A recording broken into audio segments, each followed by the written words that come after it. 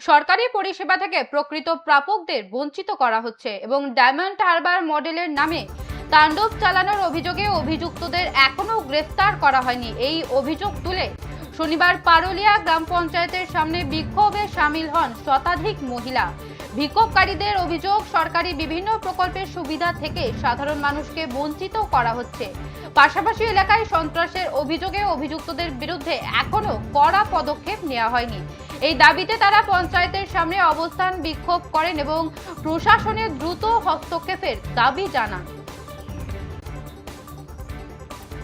যেমনটা জানাচ্ছিলাম, সরকারি পরিষেবায় বঞ্চনার অভিযোগ, গ্রাম পঞ্চায়েতের সামনে মহিলা বিক্ষোভ।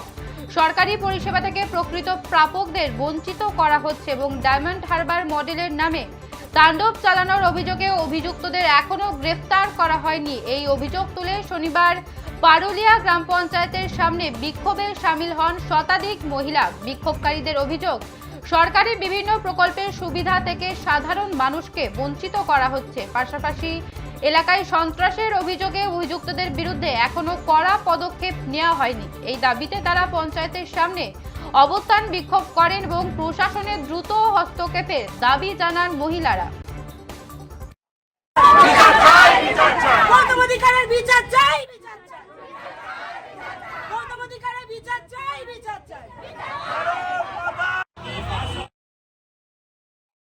আমরা কি বলবো, আমাদের ওই ঘর দর দেয় না, দুবার তিনবার ফটো করে নিয়ে গেল, ওই রং করতেছে।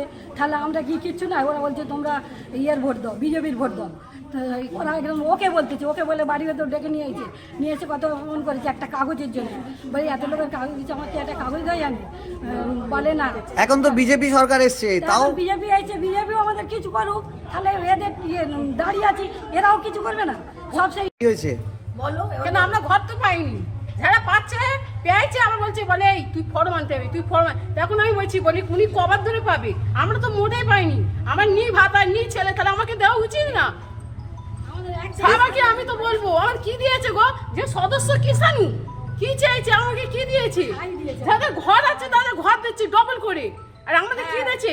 আমি যে ঘরে থাকি আমার ঘর থেকে আসবে জন্য এই তো যারা ফটো তুলে নিয়ে গেছে, বলে ওরা আমার ঘরে দেখবে আসো, বলে যাওয়া যাবে না, যাওয়া যাবে না। কেন? কারা? এটা তৃণমূলের সদস্য ছিল নাকি? হ্যাঁ, এখন তো তৃণমূল চলে গেছে, বিজেপি এসছে, এখন কি বলে সমস্যা? এখন যাওয়া হবে না।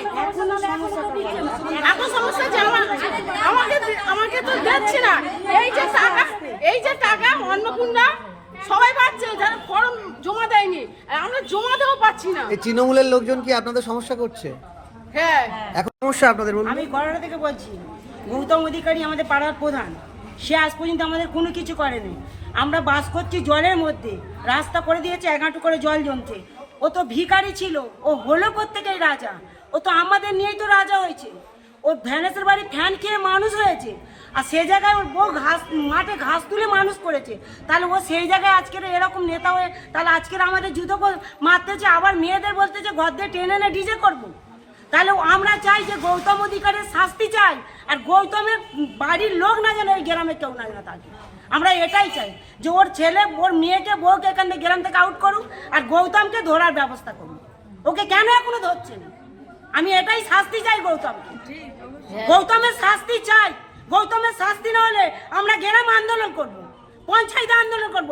হয়ে কোনো ঘর কিছু পাচ্ছে না, তাদের প্রতি কোনো সুরাহ দেখাচ্ছে না। সেই নিয়ে আমরা আজকে বলেছিলাম যে সমস্ত মা বোনেরা যারা বঞ্চিত হয়েছে তাদের নিয়ে আমি পঞ্চায়েতে ঢুকবো এবং বলবো যে এদের কেন বঞ্চিত হচ্ছে। এখন আমাদের বিজেপি জনতা পার্টি সরকারে এসছে, আমাদের মোদি সরকারে এসছে, তাহলে আমাদের মা বোনেরা যেন সঠিক বিচার পায়, সঠিক ঘর পায়। সেই জন্যে যদি না এই মা বোনেরা সঠিক বিচার পায়, সঠিক ঘর পায়, সেই সব নেতামন্ত্রীদের শাস্তি করার জন্য আমরা এই মা বোনদের নিয়ে আগামী সোমবার দিনে পথে নামছি।